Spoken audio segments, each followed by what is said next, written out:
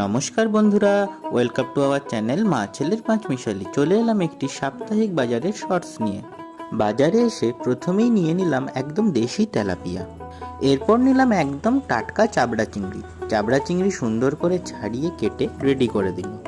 বন্ধুরা, আমাদের শর্টস আপনাদের পুরোটা দেখার অনুরোধ রইল।